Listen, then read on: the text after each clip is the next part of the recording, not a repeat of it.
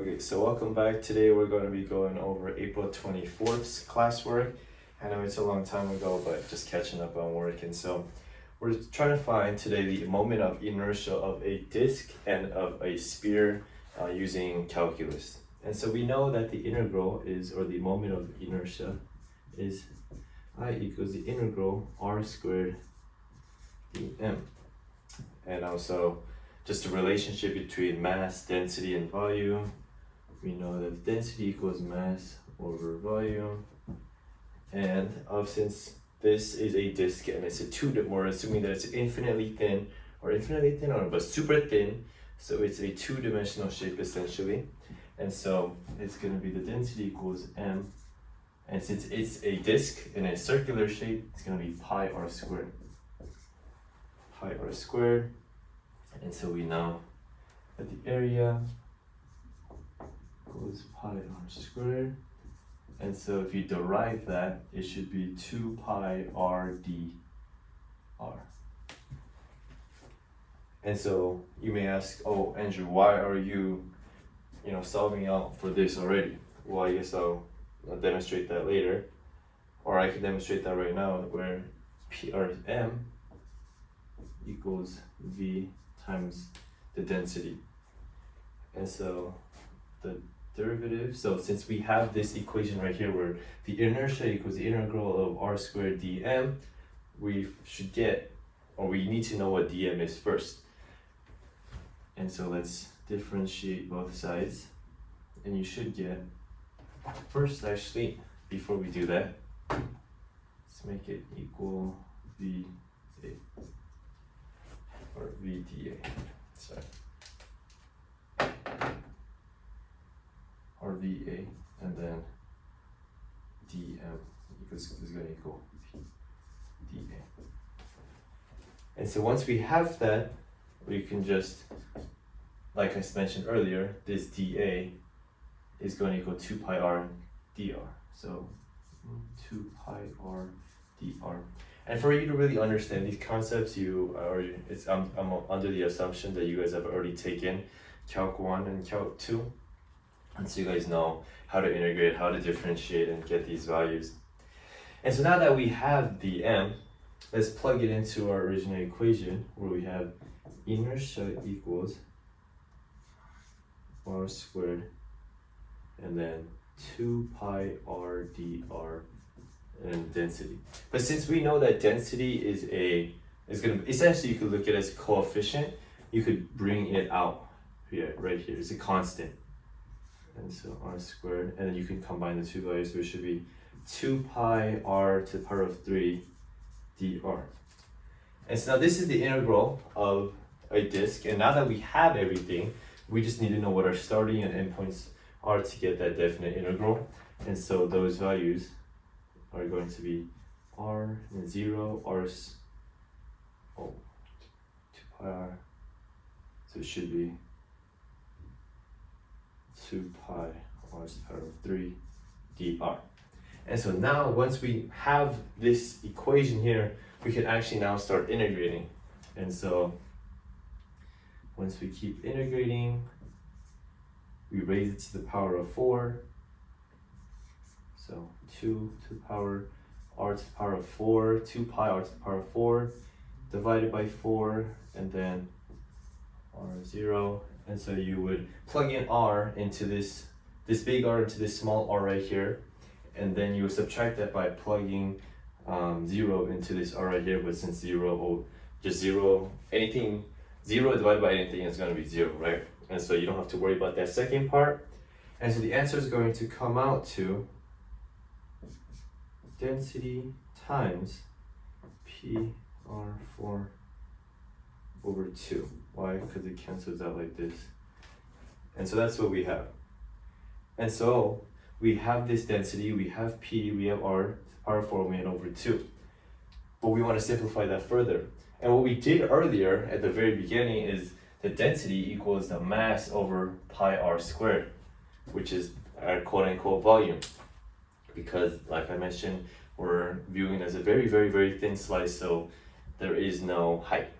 And so let's plug in what we got here in the beginning. m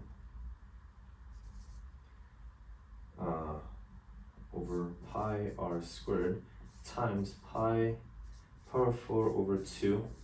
And so this cancels out, that makes it a 2, the pi's cancel out as well. And so what you end up getting is 1/2 mr squared. Let's make that look more like a 2. So it's 1/2 mr squared. The moment of inertia for a disk is given to you. Same with the ring. A ring would be this without the 1/2. But this is kind of just like a proof, a derivation of how we got, or how you even get the moment of inertia for a disk if you're asked of it on a test or on an assignment where, yes, when we're going to be doing questions where we're using the moment of inertia or find the moment of inertia of something, you'll most likely be given this equation, but this is kind of just a derivation, the proof of how you get to this value originally in the first place. And then secondly, we now have the sphere. Now the sphere is a lot more complicated. There's two ways of actually going about it. You could use a triple integral and use rho theta phi, I think that's what it's called. Or rho phi rho. I'm not too sure. It's been a semester since I took Calc 3. But you can use triple integrals just as a little like, for those that have taken Calc 3, go 0 to r for the radius, 0 to pi for the angle here, and then 0 to 2 pi for the thing all around from here to here, and then use that to find the moment of inertia for the sphere. However, for this class, we're going to be under the assumption that most of you guys haven't taken Calc 3, and so we're going to just continue using concepts that you would use in Calc 1 and Calc 2. And so what we actually do is we use what the inertia was for the disk and help use it to help find us the inertia of the sphere. And so what we're going to do is we're going to split up this sphere into individual disks. So imagine there's a slice disk here, slice here, slice here, slice here, slice here, and then all the way from this left side to the right side. So the disk sizes are all going to be different, which is something that we're going to have to take account for. And so to get that started, and then this is going to be along the x-axis, just super thin slices of disks, just all around until the very end. And so we know that the moment of inertia of a disk, since those are what we're working with, is 1/2 mr squared. And so if you derive that, that is going to equal di equals 1/2 r squared dm, right? Because the m goes away because it was to the power of 1. And now this is the beginning of our question. Let's set it up the exact same how we started, where the density equals mass over volume. Mass over the volume.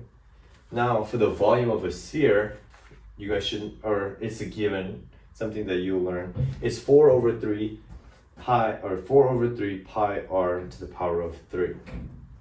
So equals m 4 over 3 pi r 3. And so the reason these are big R, this is a big R, is because the big R is the R of the sphere, whereas the R is this R of the disk, the height of the disk. The radius of the disk that is going to be split up. So the radius is going to be different depending on where it is at the sphere, and that's something that I'm going to demonstrate and explain as we go on into this question. And actually, I think since we're doing that, we make this m a small r.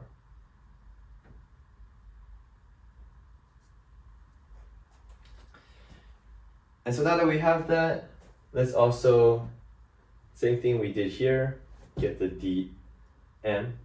And so the dm here would look like this, where dm equals density times velocity, or the volume, sorry, and then the dm would equal the density times pi, and then it'll be pi r squared, right? But r squared in with respect to this question, because right here we're where do we have it? Right here. So the what was initially pi r squared. Sorry.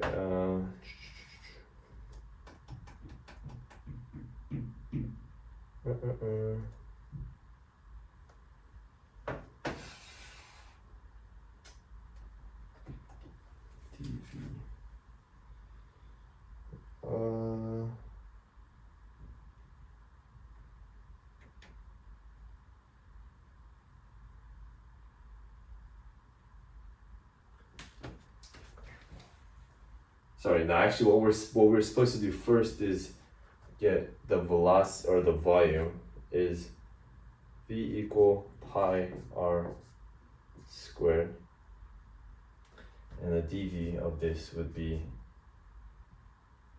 2 pi r dr.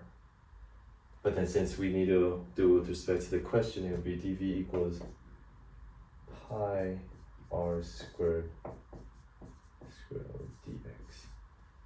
Because you would replace the r squared. Actually, it makes more sense if you start from the beginning and then you make it v equals pi and then r squared minus x squared using Pythagorean theorem, and then dv equals pi r squared and dx. And I'm pretty sure the reason it's dx is because that's the one that we're why is it dx?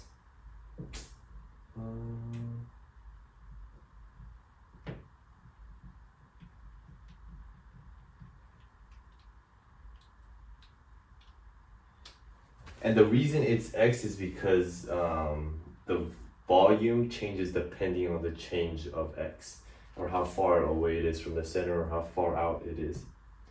And so once we have this equation, we can go back up here, and so dv, because this should equal dv, is the density times pi r squared minus a squared dx. And then once we have that, now we can finally bring dm down here, where we have di equals 1/2 rx.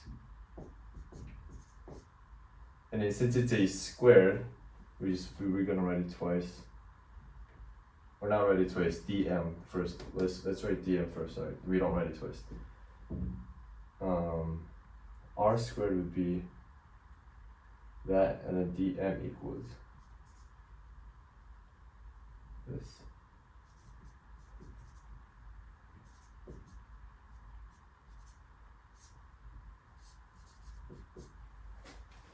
And that's what we have. And so once we have this, and now we have it all set up, we want to integrate back to where we get the inertia of, so we get it to I equals 1/2.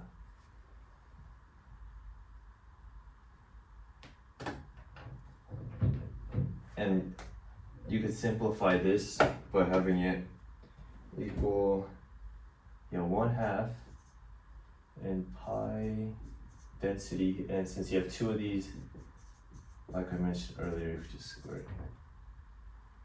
So you get dx, since these are constant, let's pull those out. Let's say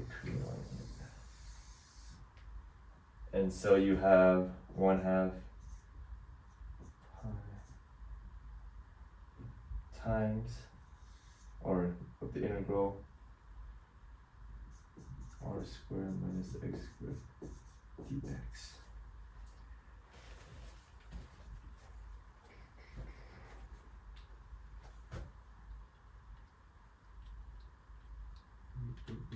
Okay.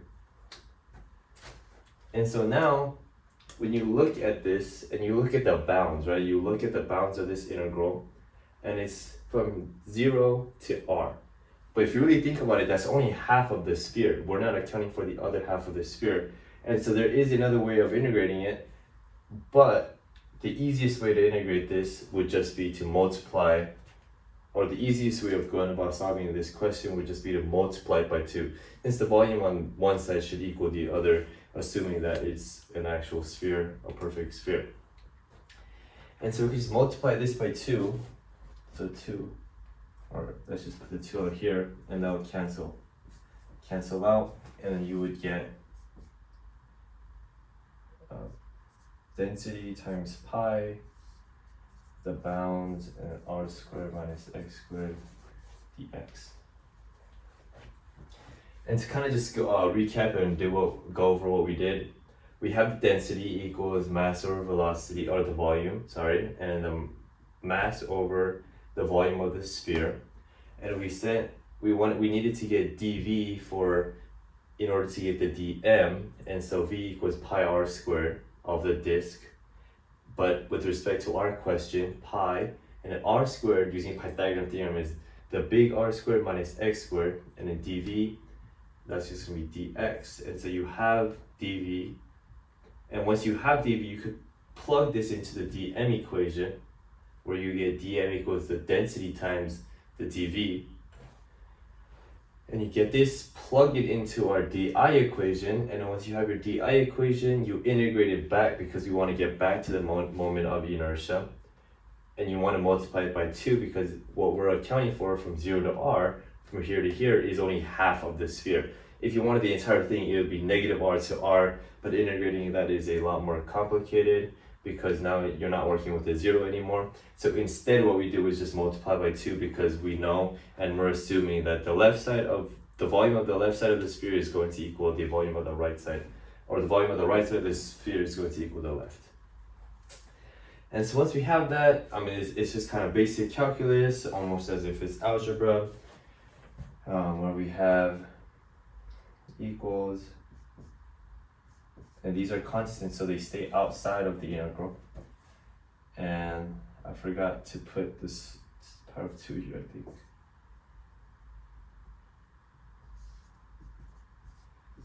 But if you do FOIL, you should get r to the power of 4 minus 2r to the power of 2x plus x4 dx, right? Because this, if you imagine you have it here, rx times rx, you would create that, so you'd have negative rx squared minus negative 2x squared, and then you would multiply this to the negative rx squared, you would get another one, so you get 2, and then an x squared, negative x squared times negative x squared would be equal to positive x to the power of 4. And so once we have that, now we can actually integrate these values. Again, these constants out in front. This would go, sorry, my brain's lagging.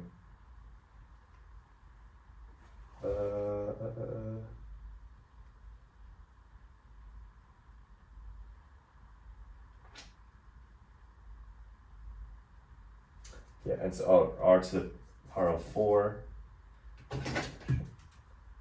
Because we're integrating with respect to x, right? And since we're integrating with respect to x, it would, I keep including the integral, we're going to be integrating now. And so it would be r power of 4x minus x to the power of 3 over 3 plus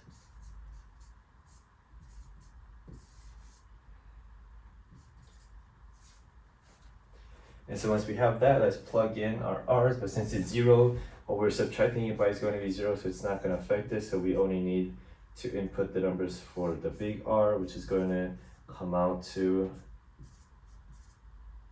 you're plugging the R here, so it's going to be R5 over 3 plus R5 over 5.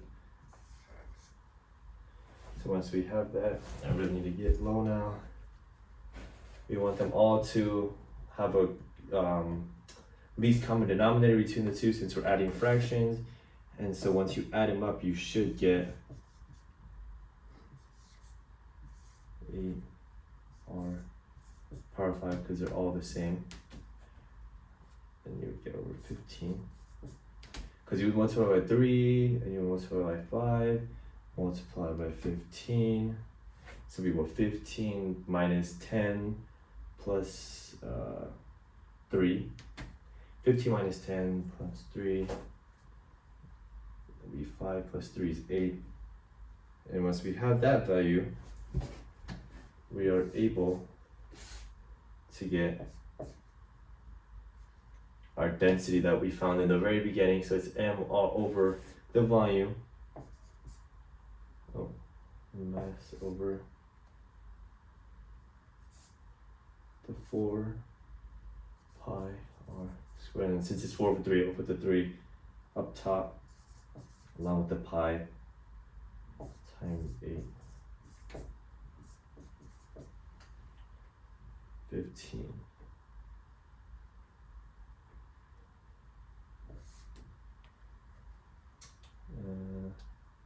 Yeah, and so once we have this, you simplify this out. So you get 2 here, you get rid of the pi's, and then 2, 1, 5. And so the final answer that you should get is 2 over 5 mr squared, if my math is correct. And so a lot more complicated and complex.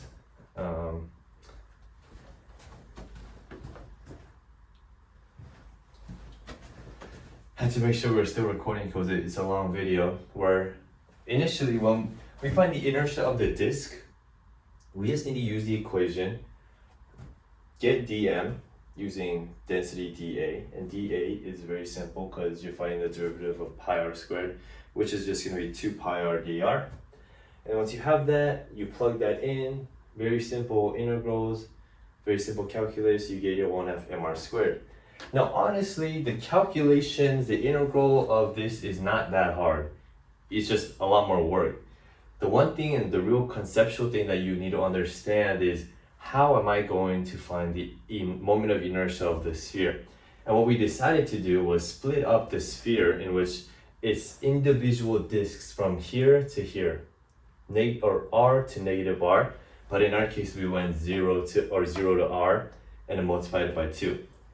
And so once we had that, we used the inertia of the disk, differentiated it, got the dm through density dv, got the dv through just derivative going down, pi r squared using Pythagorean theorem is big R squared minus x squared to get this value. And then once we had this value, we plugged it into dm. With dm, we plugged it into here, derived the inertia, got our equation, integrated I, so I equals the integral of 1/2 pi density, and then since there's 2 of these, since one is from the r squared with respect to